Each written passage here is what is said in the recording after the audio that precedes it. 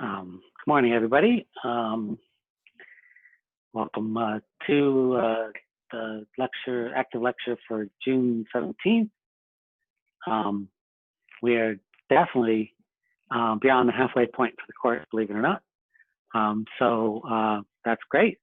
I have a few quick announcements. The first is that the fifth homework is due today at 5 p.m. If you can post that on Canvas, that'd be great. I'll have office hours today from 4:30 to 5:30. And again, if those times don't work for you and you want to talk to me, just send me an email. I'll set up an appointment. The second hour exam, which is worth 10% of your grade, it will be tomorrow morning. The exam will start at 9:30, but I'll ask you to be there to check in at 9:15 so we can get everything ready. Make sure that all the cameras are working and that you have, again, I'll attach the exam to the assignment and give you the password. This time you get 3 crib sheets. So if you have the 2 from before, just add the new things to the third and keep going. That's my advice. Everything in physics is cumulative. And we'll be talking about the material through, you'll be responsible for the material through the homework that you turned in on Monday. So that would include Newton's laws with angles and, you know, ramps and bank curves and things like that. That's fair game. So is conservation of, so is the definition of work and the conservation of mechanical energy. What you will not need to know for tomorrow is the bridge concepts, momentum, systems, center of mass, elastic collisions, all of those things you don't have to worry about for tomorrow's exam. Those will be the topics for next week. So does anybody have any questions about the logistics of the course at this point?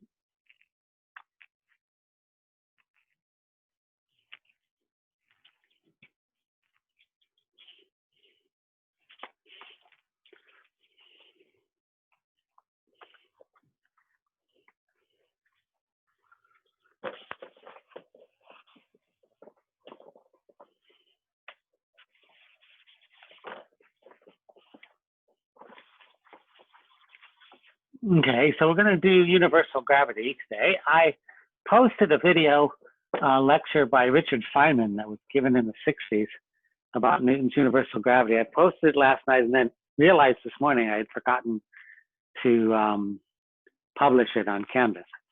You put things on Canvas and you have to hit a special button to publish it, and I forgot to do that last night. So I apologize if you're looking for the videos last night, but there's only one video. And it's posted now. You don't need to see it to appreciate today's lecture, but I would highly recommend it. It talks about basically how Newton came up with this idea and why it was such a clever idea. So we'll talk about universal gravity.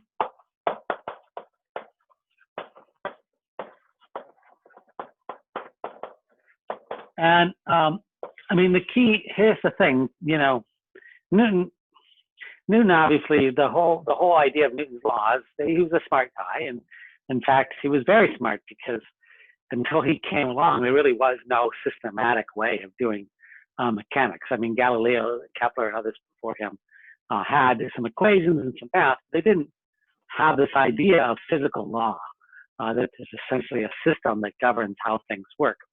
And for Newton, the system that governs how things work correspond to his 3 laws, and then all you have to do is plug in the rules for the individual forces. And Newton knew, as everybody else knew, that by that time, that objects near the vicinity of the Earth fall with a uniform acceleration, but they didn't have an explanation for it. And at the same time, they were, you know, people were looking at the motion of things in the heavens, the moon and the planets and so forth. And it was Newton who had this brilliant insight that maybe the same force that causes the apple to fall from the tree is the force that's also responsible for pulling the moon into orbit around the Earth and planets around the sun, and of course eventually now we know stars around our galaxy and so on and so forth. So this idea that you can explain multiple phenomenon by a single fundamental explanation is the notion of universality, that you only need one fundamental thing to explain multiple observations instead of a separate observation for each one. And physicists love universal results because they make the world a more simpler place. And the goal of physics is to try to come up with as simple as explanation as we can get away with. So what does universal gravity say? Universal gravity says that anytime I have two bodies, so I'll label these bodies for now just spheres, and I'll label the first body big M and the second body little m. Anytime you have any two bodies, there is a force of attraction between those two bodies. I will concern myself with the force turns out there's a force on both bodies, but for now I'm going to concern myself with the force on at this point I will call it the smaller body, little m. And so this is the force of universal gravity, right? And I label it universal gravity, but I could also label it the force on little m due to big M. Okay, so I want to sort of do that undo thing here. It's a force that's attractive. In other words, it's a force that's a pull between the two bodies. And its value is equal to turns out, a universal physical constant, which we call capital G, times the mass of the two bodies, big M and little m, multiplied together, divided by the distance r between them squared. So r, I'm going to label this in yellow. R is the distance that goes from here to here. And it's very important. R in this equation goes from the center of the object to the center of the object. In other words, universal gravity treats each of these objects as an infinitesimal point. We'll get to the importance of that in a second. And so, this corresponds to R, and you get this equation, and that's very nice. Sometimes you see the equation written in a vector form. So I'm going to leave that equation here, but I'm just going to rewrite it off in the corner here in a vector form. F equals the F universal gravity is equal to G M M over R squared.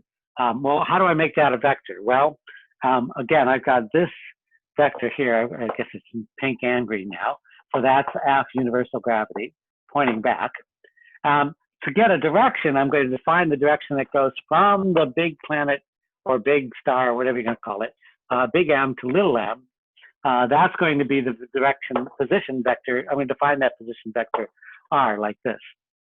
So in other words, R can be thought of as the distance between the two, or can be just thought of as a displacement vector that goes from big M to little m.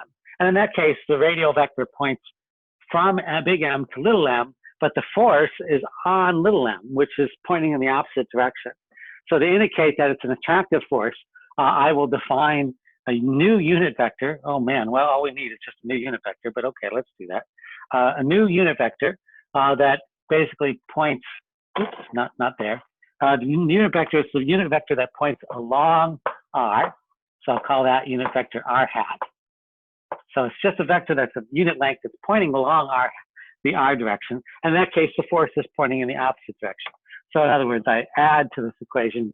If I'm making it a vector equation, I'll put a negative sign here and then multiply this whole thing times R hat to give me a vector that points in the negative radial direction.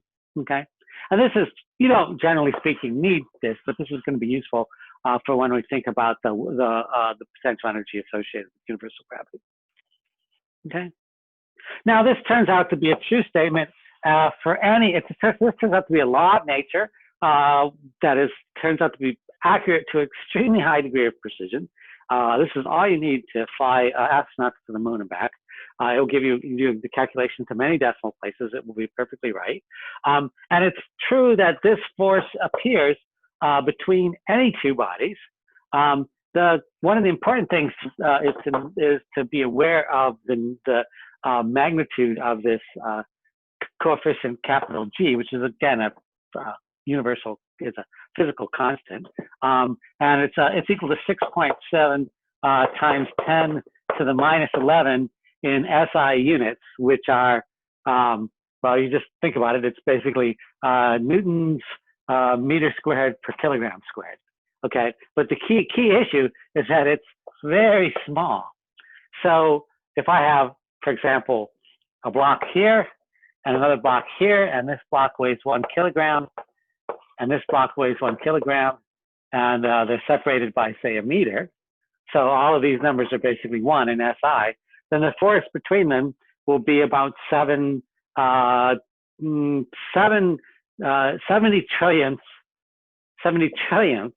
of a Newton, which is totally imperceptible. So even though, in fact, macroscopic objects like cars and people have a universal gravity of a force of traction between them, you don't feel it. The only time you feel it is when these numbers get large enough, like planet sizes and star sizes, so that this becomes a significant factor. Okay. But it's universal. It's always there. It's never not there. You can't turn it off. Let's just think about this connection between this expression for universal gravity and our expression for weight. So I'm going to erase this and redraw it just so that I have room to do some equations.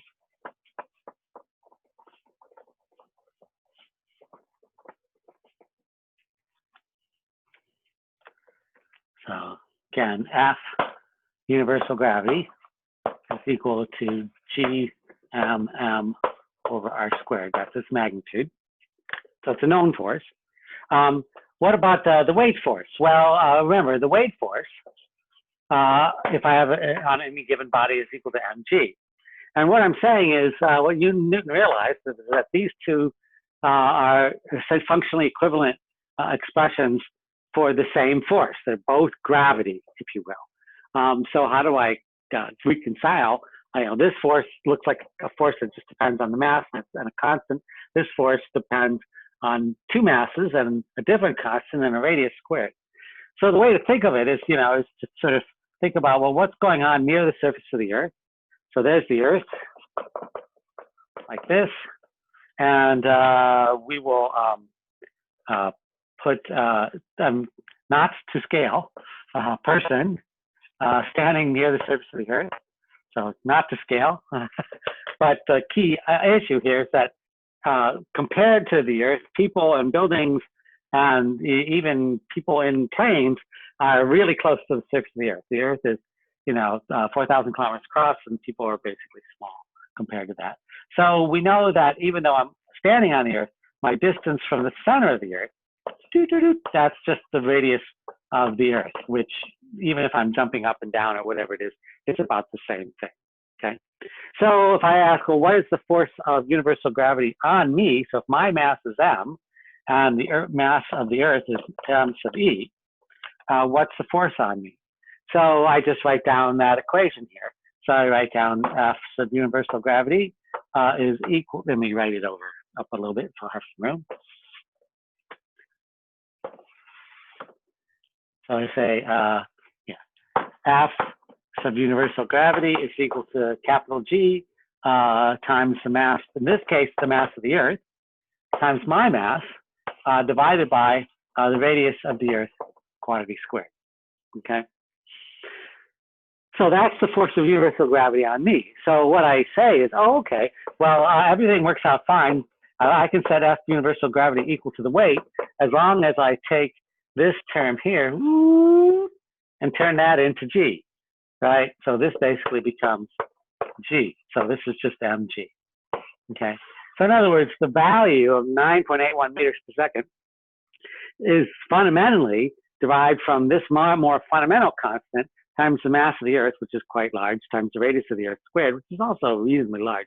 But this is so much larger than this that I get a reasonable number for G.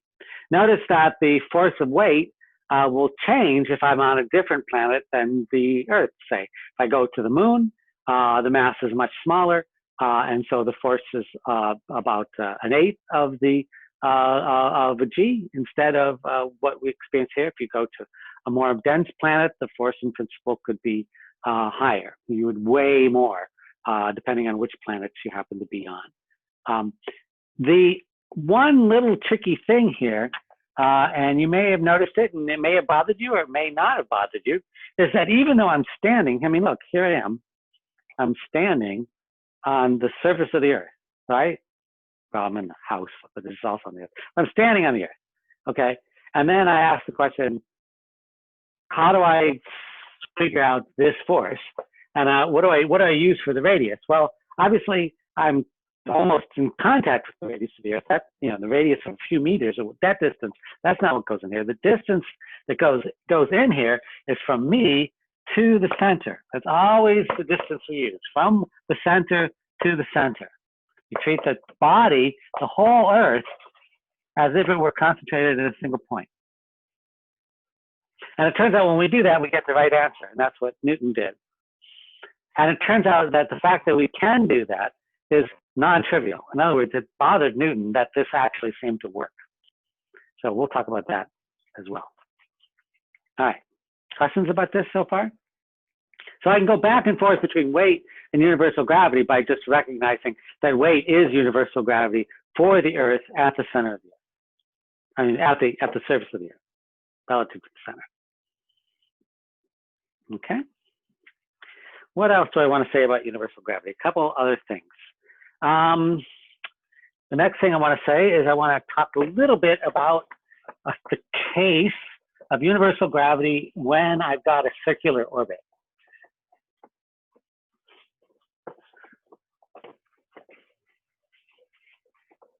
So this is the most common kind of problem, and I've set it up for you on a homework that you're going to do over the weekend.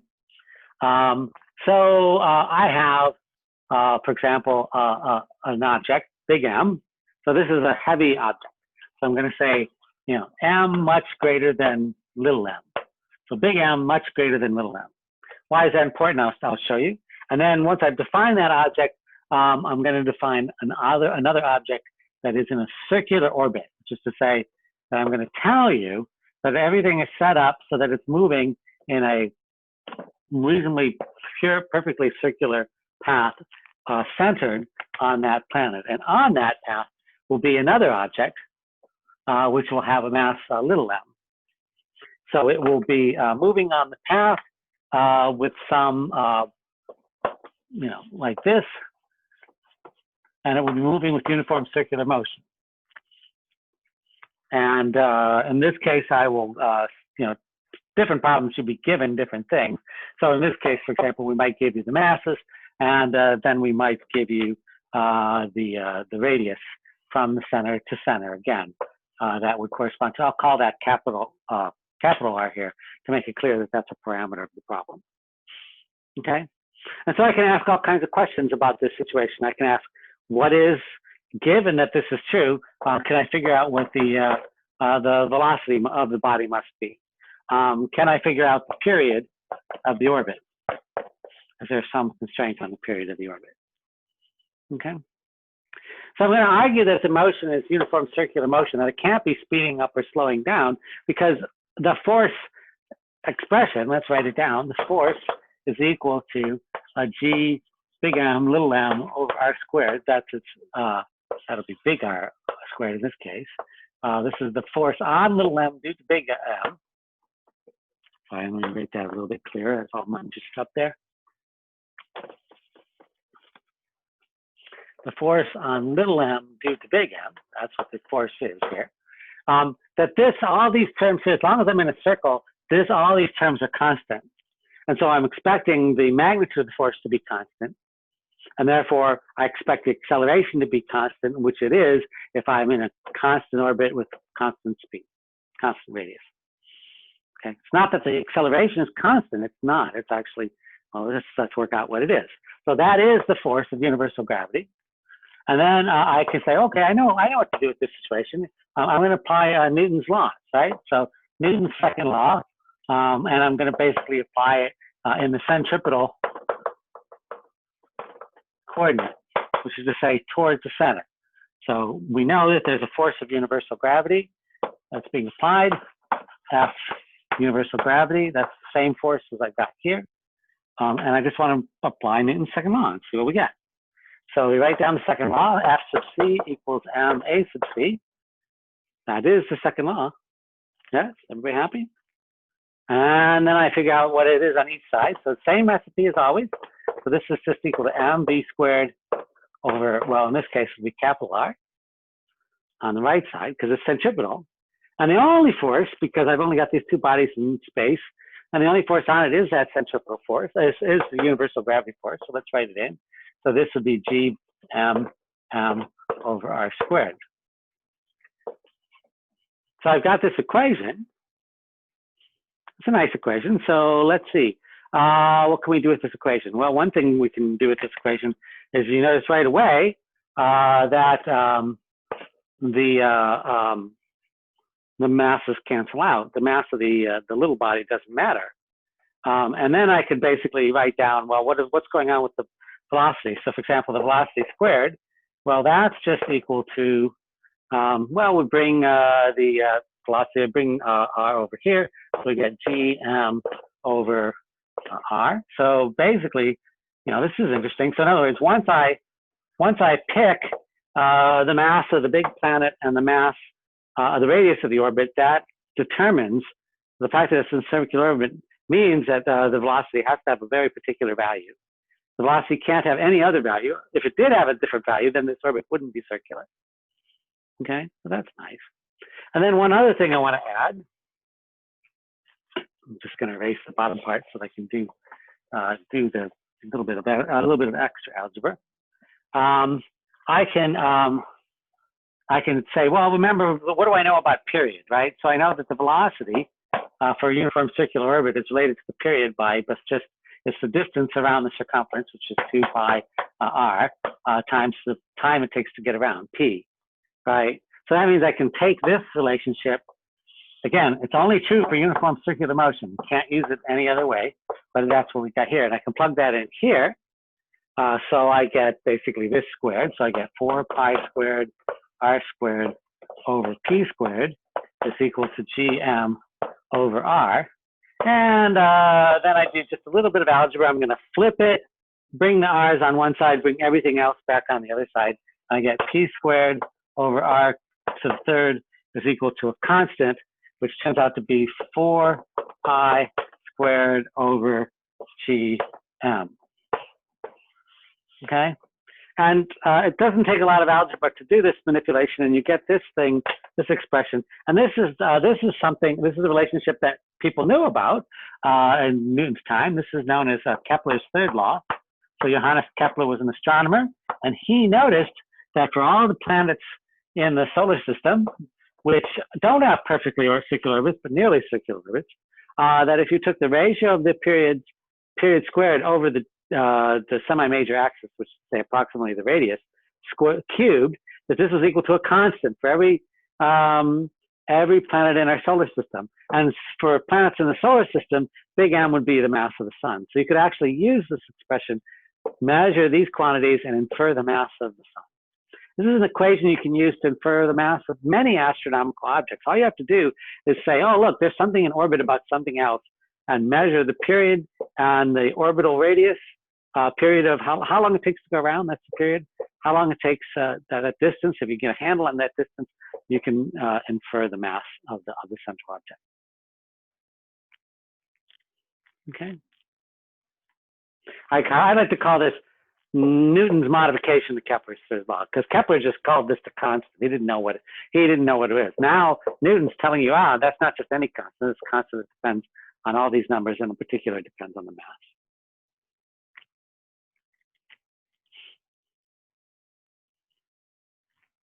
Something important, and that is that this example I did with the small body going around the large body, I said, okay, in circular orbit. I didn't talk at all about the motion or the potential for the motion of the big objects, right? So this would apply to a planet around a star. This would apply to a moon approximately around a big planet. This would apply to a satellite in orbit around the Earth. But the key issue is that we're assuming that this object is much bigger than this object. How does that assumption come into play? Well, again, what about forces? So we know by Newton's third law that if there's a force on the planet due to the star, there must be an equal and opposite force, F UG, pointing the other way. So for every, if there's a force big enough to move this planet, there's an equal force on the star. Does the star move? Well, the answer is the star does move, but it doesn't move much.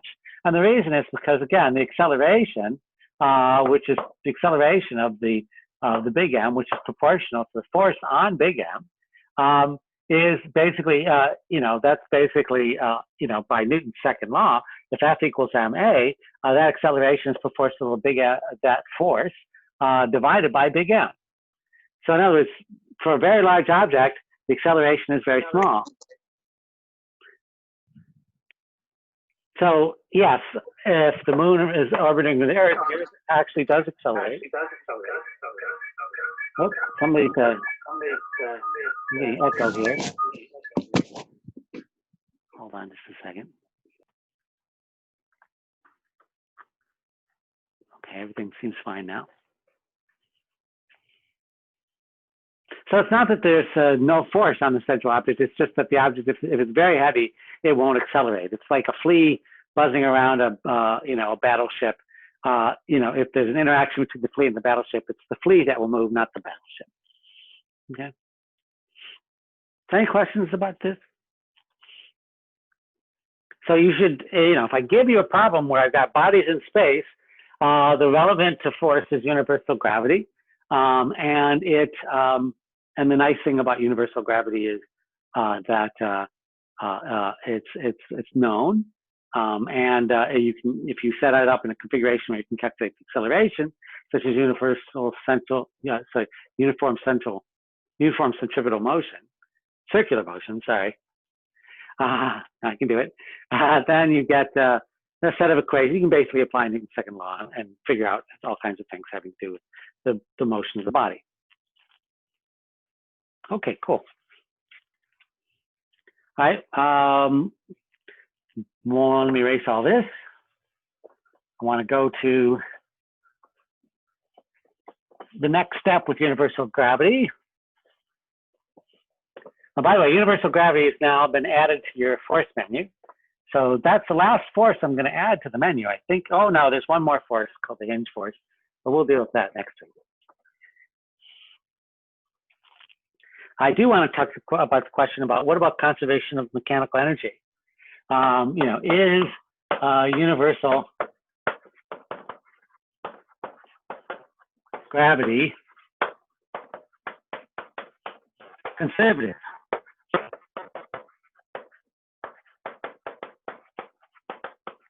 In other words, can we use it? Can we come up with a potential energy associated with universal gravity? And you probably won't be surprised to learn that the answer is yes, especially since we've already shown that weight is conservative, and we know that weight is a flavor of universal gravity. But we can't just use the result for weight, because weight is the result for universal gravity and the approximation that the position of the body remains very close to the Earth. I mean, even if I'm moving up and down, the value of the radius doesn't change much, and so the magnitude of the force doesn't change much. But if I'm actually going to apply universal gravity and conservation of mechanical energy to real universal gravity, I have to take into account that over large distances, the force will change, and then I have to come up with a way of basically writing it down. So what's our approach? Our approach is to try to write down a potential energy and see if everything works out. So remember, the expression for potential energy, so in this case, it'll be the potential energy associated with universal gravity, is equal to the negative of the work that's done when I go from some reference position, which I'll call, in this case, instead of P naught, I'll call it R naught, to some location where I'm going to measure the thing. So this is the work done by universal gravity as I go from R naught to R. And it's the negative it. Yeah, negative is important. So this is, remember, potential energy is equal to negative work. That's the rule of thumb. And by the way, this is a potential energy as a function of position R. So depending on where I am in space, I have this idea. So what do I mean by that? I mean, I've got a big M here, and I'm out at some distance over here, and there's a little m, and I'm out at some position R. And I want to know what's the potential energy associated with this system. That's where I'm going. So the good news is that we can work out what the potential, we can do the work, right? In other words, the work is defined as the negative of the path. Oh yeah, there's something that's important. It's important and I almost skipped it, but let's actually go back and make sure we, it turns out that this definition is not quite complete. It turns out that you can add a constant at some reference position. Okay, turns out this constant, we just set it equal to 0 for weight and the spring force potential energy. And we'll kind of do the same thing, but it's not quite so trivial this time. So we're going to leave it there. Okay, so let's just keep doing the, let's calculate the work. So that's equal to the negative of the work. That's the negative, the integral on a path, right? So I'm on a path where I'm going from the reference position R to the final position R, reference position R naught to the final position R of the force of universal gravity dotted with the displacement vector, which I'm calling again dr. So just to rewrite this over here to make it clear what I mean by R. So I'm on there's a path, and this is the vector R. And so if I'm on a path, I could talk about the work done by, say, moving a planet from one location to another location by some small step dr. That's kind of the idea. And that's great, except for notice that if I move the planet outward, I'm moving in opposition to the force. The force is going in the negative direction relative to R. That's what we stated at the beginning. So this dot product gives us another negative sign when I actually do the dot product between these two vectors. dr points this way, f points this way. So the dot product between them is cosine of 180 degrees. There's another negative. So let's actually carry on the integration of that. So we get, again, the integral. So now I just define the path as a perfectly straight line going this way. So that becomes an easy path. I mean, it isn't, I'm not calling that path X or Y or Z. I'm calling it R, but it's still straight. So I don't need to worry about the curves here. I'm just going to integrate from R naught to R of the magnitude of the force of universal gravity, which is GMM over R squared. That times dr. So now, again, I'm getting rid of the vectors. But when I get rid of the vectors, because of the dot product, I have to put a negative sign here. Oh, and don't forget, we had a negative sign over here. So I've got negative, negative, and I got an integral. The happy news is this is not such a hard integral to do. This is, the integral of 1 over R squared dr is an integral that we know how to do. So this basically is, well, okay, so let's kind of do this in our heads. We get, what do we get? We get some, R naught. So we get, what are we doing here? We got so that goes to R to the, we're basically have R to the negative 2, which goes now to R to the negative 1. So it gives us another negative. So we end up with one more negative, negative GM M over R, but I now evaluate it from R naught to R. So I've got to somehow contend with that evaluation. And then R naught basically gives me, well, look, that R naught term basically corresponds to some potential energy term that I basically have to worry about. So I'm basically going to take this and I'm going to say, okay, it's equal to, the constant term that depends on R naught. I'm just going to call that U naught. And I'm going to have to contend with this. So let me rewrite that so I can actually contend with it properly. So this is how I've done the algebra. Again, people get concerned about the negative signs. One negative sign here, one negative sign here from the dot product. So that's the one. That's the first one. That's the second one. And then a third negative sign when I go from -2 to -1 gives me that. Okay.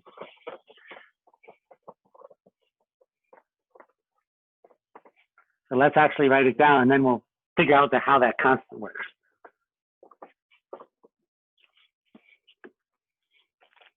So the potential energy due to universal gravity as a function of position is equal to negative. This negative is important.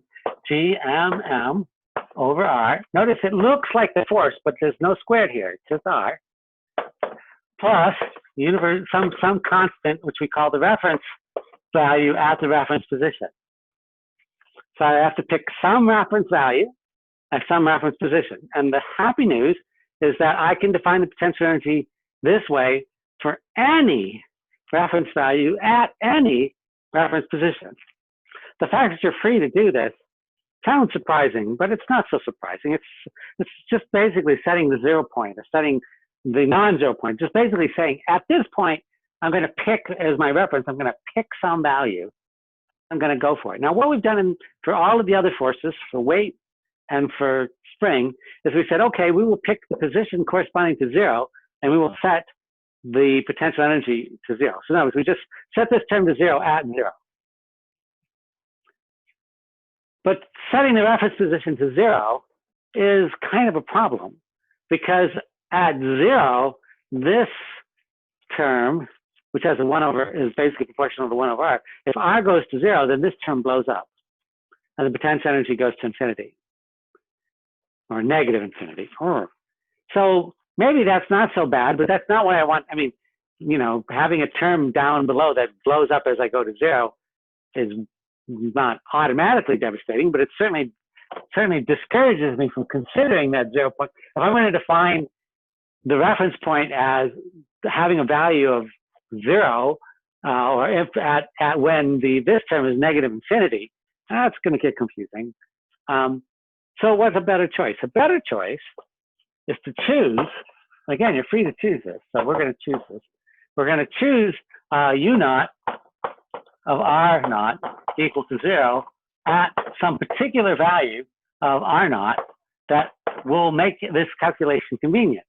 And the place that we want to make the calculation convenient is I want to basically pick the whole. I basically want the whole value to go to 0 when at some particular value of r. So where does this term go to 0? At what value of r does this term go to 0? Infinity? Infinity, yeah.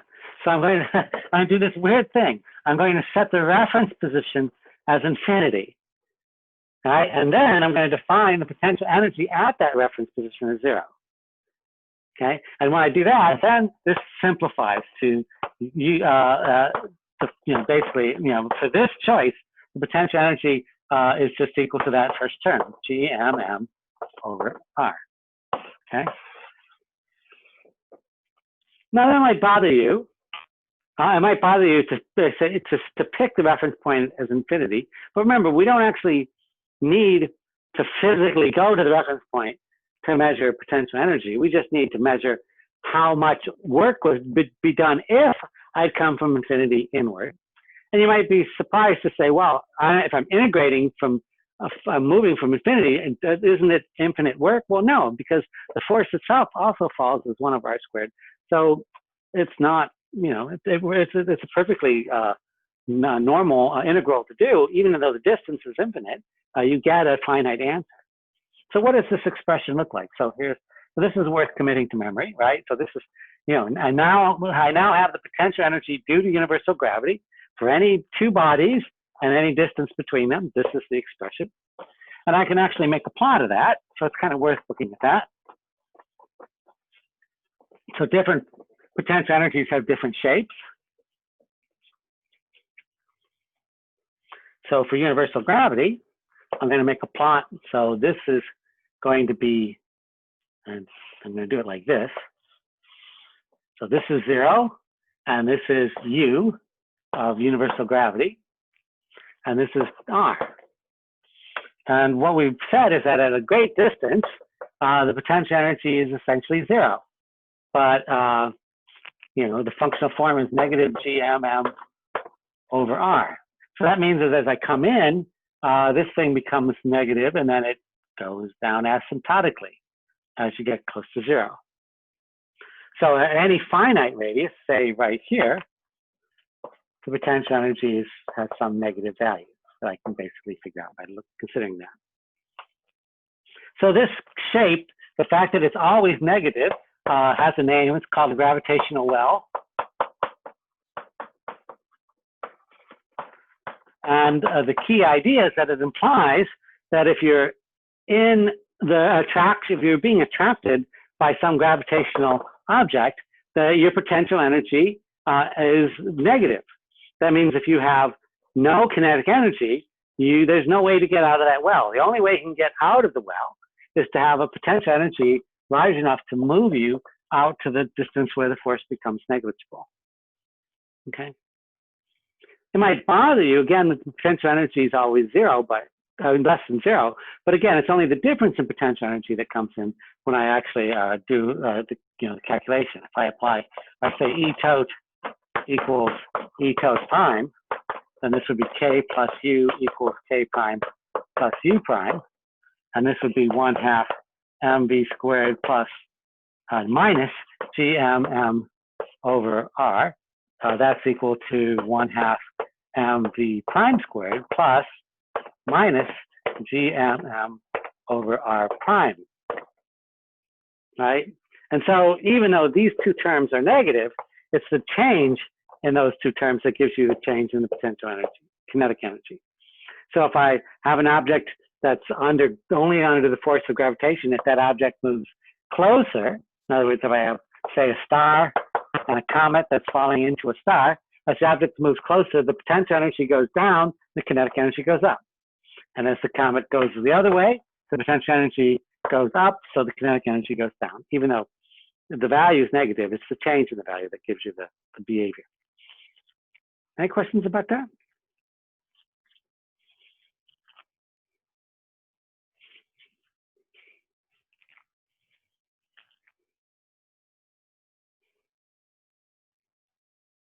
All right, so I have only one last thing to do today. I think I'm going to end a little early today.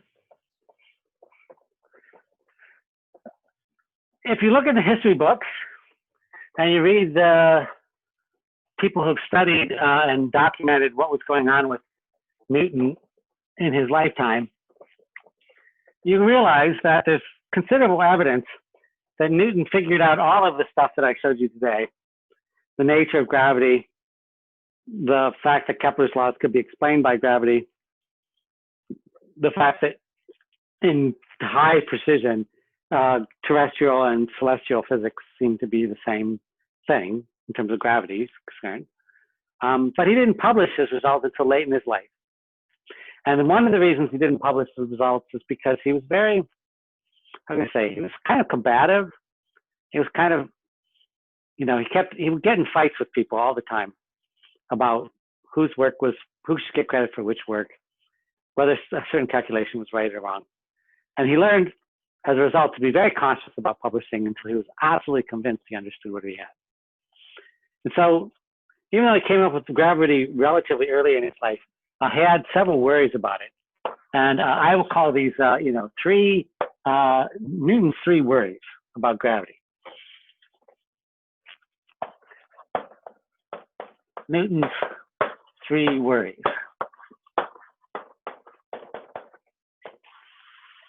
about gravity.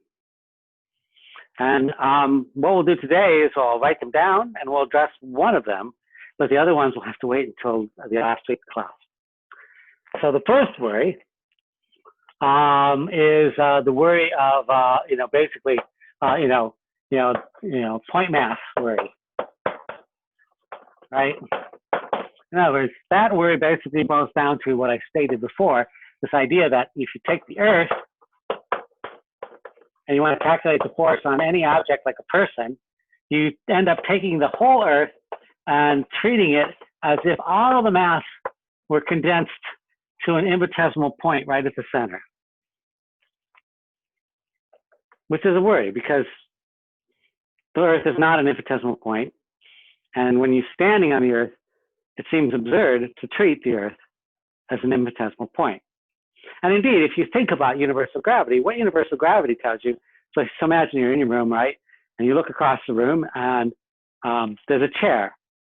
And that chair is not part of the Earth, but it is attracting you in the direction of the chair. It's an infinitesimal force. But now think about the Earth. So down in the Earth, maybe 20, 30 meters, or there's a boulder over there. You don't know it's there, but suppose it is. That's also attracting you. That's part of the Earth. Now you could say, well, for every boulder that's over here, there's another boulder over here, right? So if you're on the Earth and there's a boulder here and another boulder here, then you pull this way and then you pull this way, and on average they will cancel out, and they will pull you in the right direction. Well, that's nice. So the symmetry has you being pulled down. That's good. But how do you know that putting these two boulders here is the same as taking those boulders and sticking them at the center? I mean, yeah, there's other boulders that are even further away. How do you know on average that when you add up all the little bits, that everything can be treated as the functional equivalent of being in the center? How do you know that's true? It wasn't obvious to Newton that this was true.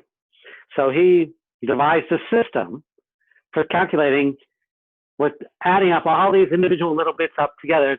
Every little bit applies its own force, and you add up all those infinitesimal bits of force to figure out the total force is the same as the force of the center. So what is the method? What do we call the mathematical method of adding up all the little bits and showing that it's the same? What's that method called? In general, what's the method of adding infinitesimal bits up called? An integral? An integral, yeah. So in order to solve this problem, Newton invented integral calculus. You know, he basically said, I got to come up with a math to do this. And he didn't have the math, so he invented calculus. So the happy news is that this worry he resolved by calculus. Yay! Took him a while. The second worry is what I call spooky action at a distance. Spooky action at a distance. What do we mean by that? Well, okay, so, you know, you've got the Earth and you got the moon. And the moon is, well, I mean, in terms of astronomical distances, it's not that far, but in terms of human distances, it's a good long way away. And there's nothing here except for empty space. So Newton was worried. How is it possible that a force can be applied by one body on another body across otherwise completely invisible empty space? How's that possible? And he was really bugged by it, because if you think about any other forces that you would encounter normally, those forces don't result across empty gaps. They result as a result of contact, right? You know, the normal force, that's a push, but it results from contact. You have to have two bodies together. They got to be in contact. Same for the tension, same for the friction, same for the spring force. Every force on our menu, except for the wave force, is a result of two things being in physical contact, kind of like the gears in the machine. There was a mechanism that you can basically come up with a mechanism for these forces arising, but there's no mechanism. It's like space is empty. How do you explain that? He had no idea. He never resolved that worry. And then finally, the third worry.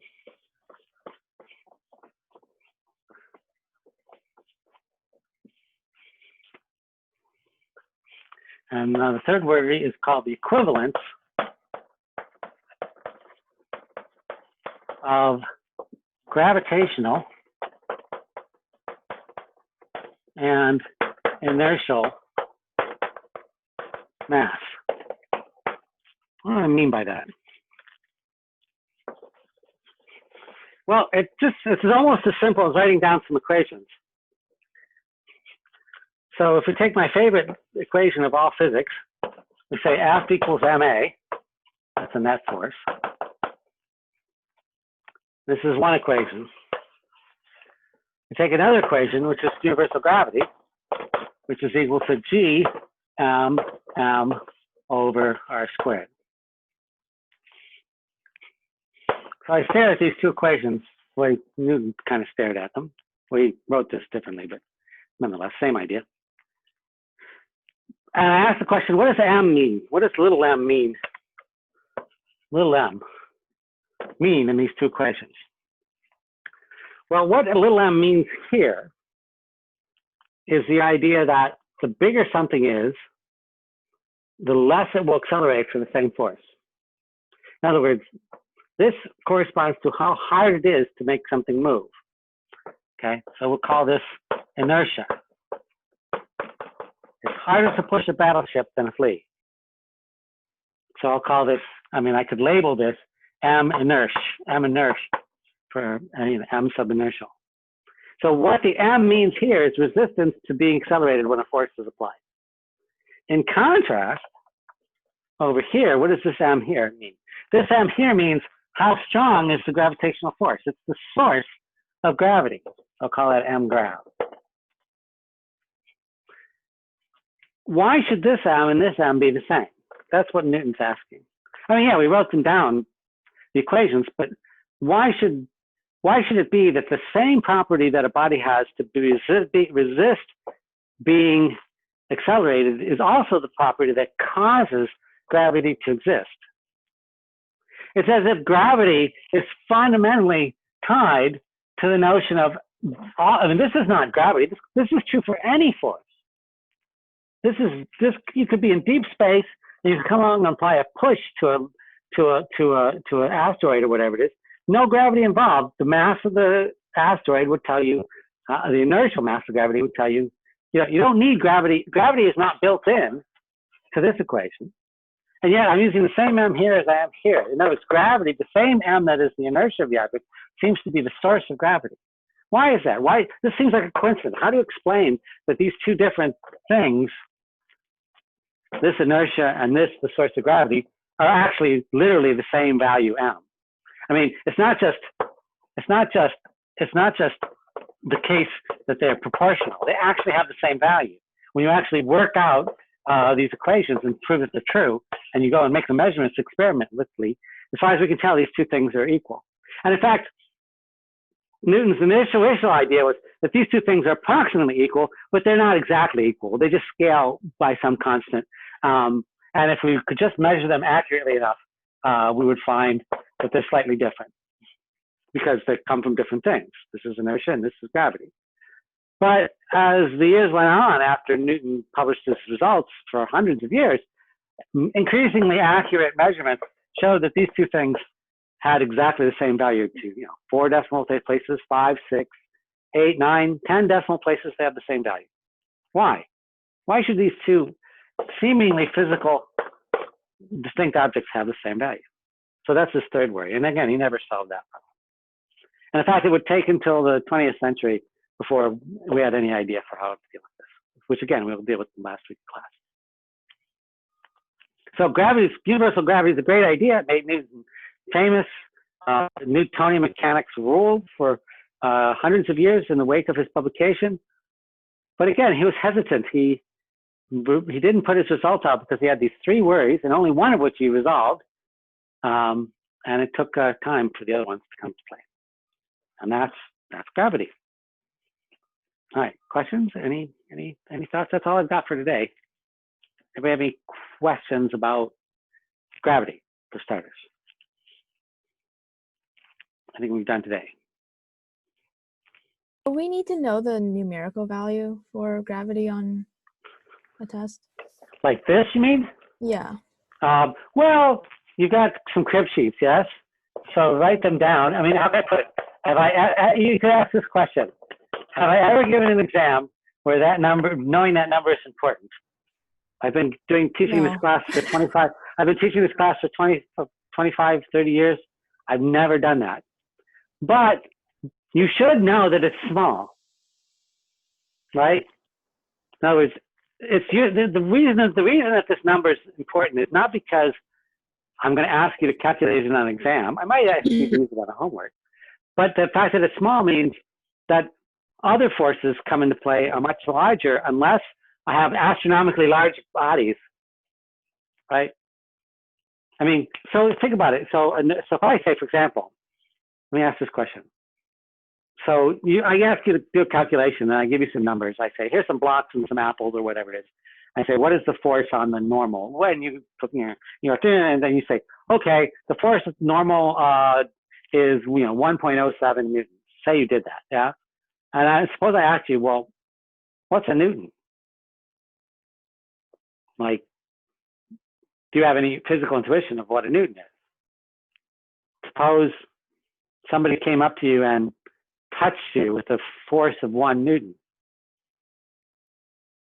Would you notice it? Is that perceptible? Would it hurt? How big a force is a Newton anyway? I mean, you have an intuition maybe of what a pound or a kilogram is. What's the weight of one? How much is a Newton? Like, what would it feel like? Well, that's the question. So we can work it out. So you have an intuition of per kilogram, right? Kilogram is like, a small chunk of metal that you hold in your hand, or a sandwich, or I don't know, a fistful of change. So you have so now ask, what's the force of weight due to 1 kilogram?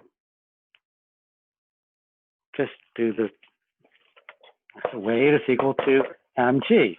So if m is 1 and g is 9.81, or let's just do it very approximately. G, to a high degree of precision, g is just 10. So the weight of a kilogram is 10 newtons. So something you hold in your hand is 10 newtons. Yes? So would you feel a Newton? So you would feel a Newton, yes? You would just... I have to say, you got a light switch, you flip a light switch, that's about 1 Newton. Okay. Okay. That's really interesting. Yeah. Fun. All right. Any questions about homework or anything you want to check with me about for the exam? Again, if you don't want to do it now, I will be at my office hours at 4:30. Professor? Sure. May I ask a question about problem 3 in homework? To remind me which one that is. About the invading space monster. Oh, yeah, the space monster, yes. Go ahead. I'm listening. You may ask a question, yes. Yeah. There's a bunch of marshmallows. There's a space monster. All those marshmallows are coming and sticking. What's the question?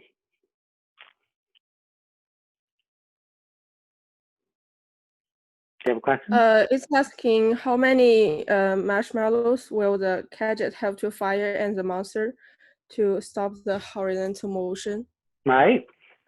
So the horizontal motion, so the monster has some horizontal motion, which we can characterize by some variable. I forget what I call it in the problem, but I'll just call it VM for V monster here.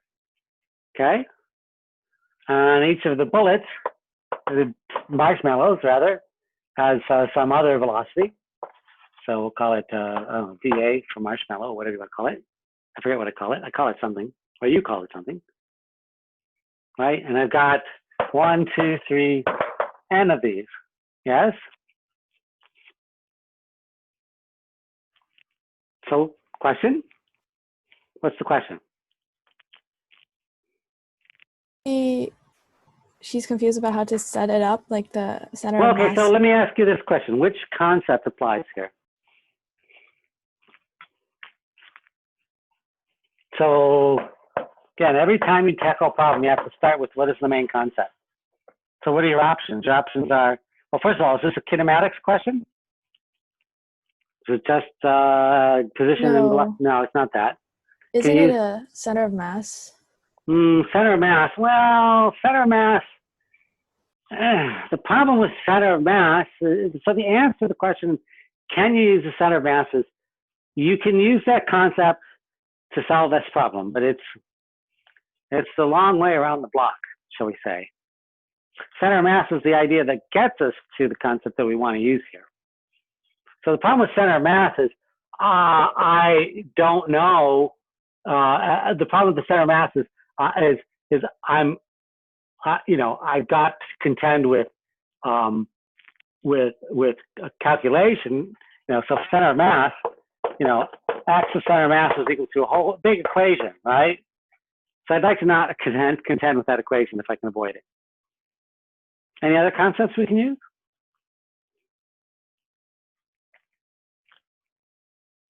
What about conservation laws? What are your choices? conservation of mechanical energy, and conservation of linear momentum, right? These are your two choices.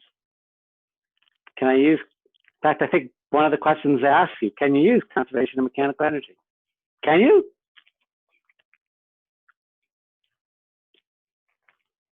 Anybody know? Any ideas? How do I know if I can use conservation of mechanical energy? What's the rule? Every force has a condition, so I got to check the condition. Conservation, now what's the condition for conservation of mechanical energy? The condition is that all the forces are either conservative or do no work. Or do no work. All right, well, what are the forces here? I'm ignoring the vertical forces. I've told you, so I don't worry about gravity or anything like that. I'm only worried about horizontal forces. What are the horizontal forces? The only horizontal forces are the marshmallows coming into slamming into the monster. Agreed? Is that force conservative?